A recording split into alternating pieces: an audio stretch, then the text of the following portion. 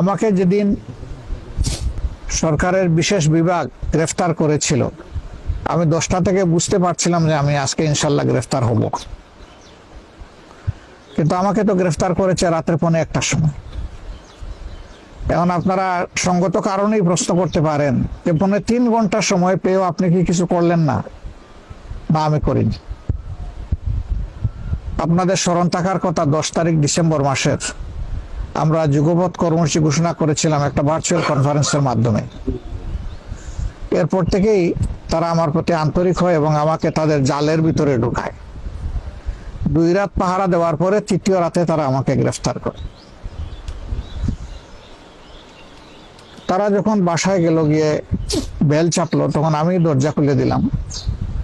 সালাম করে দেখার পরে বললাম যে বিনা দাওয়াতে বিপুল সংখ্যক মেহমান চলে আসছে। আমি বললাম যে এত মেহমান তো